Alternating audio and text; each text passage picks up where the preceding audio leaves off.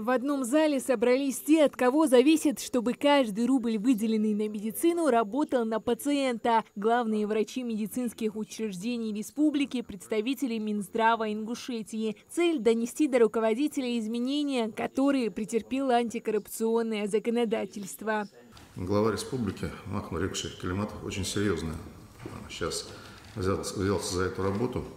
Вы видите, что есть претензии правоохранительных и надзорных органов к учреждениям здравоохранения и образования. Ряд главврачей и директоров школ находятся под следствием, поэтому очень прошу, серьезно отнеситесь к этому вопросу.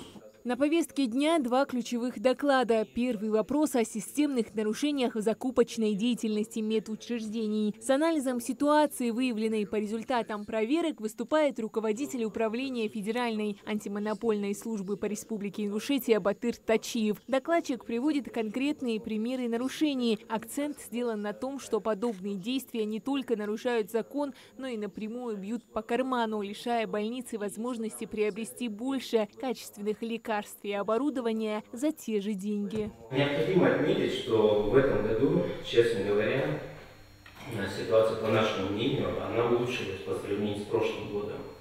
Об этом говорит и количество жалоб, которые в этом году поступили. Всего у нас 19 жалоб поступило, обоснованными были признаны 9 необоснованными, 10 и выявлено 13 нарушений, 13 закупок. Также при проведении 6 внеплановых проверок было выявлено 46 закупок, в которых 48 нарушений выявлено. Совещание проходит в форме семинара и носит профилактический характер. Участники максимально вовлечены. Доклад сопровождается множеством вопросов. Когда составляется аукционная документация, не секрет, что главный врач участвует в этом деле в основном по закону только в процессе подписания заявки на направление для согласования. Вся техническая сторона этого дела, она выполняется контрактным отделом. Есть какая-то возможность тех информационных систем, которые вы видели, определить, если это не главный врач, выявленный аффилированности, то сотрудник, допустим, контрактного отдела или заинтересованный лиц, то непосредственно занят состоянием контрактной документации. Но если вы, допустим, увидите 5-6-7 контрактов, можете направить к нам обращение, мы посмотрим, действительно ли документация была составлена правильно. Также можно у налоговой инспекции запросить по аффилированности и пенсионный фонд, если необходимость родственной связи установить. Можем дальше помочь в этом.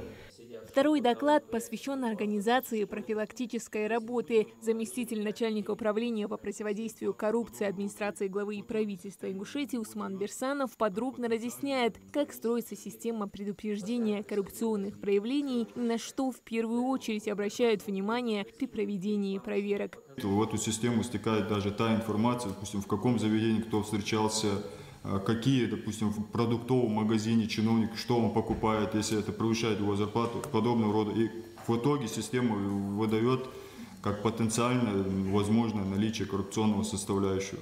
Итогом сегодняшнего диалога должна стать конкретная работа на местах, направленная на то, чтобы система здравоохранения стала прозрачнее. Хадиджа Ивлоева, Акрамат Дасуев, Магаз 24.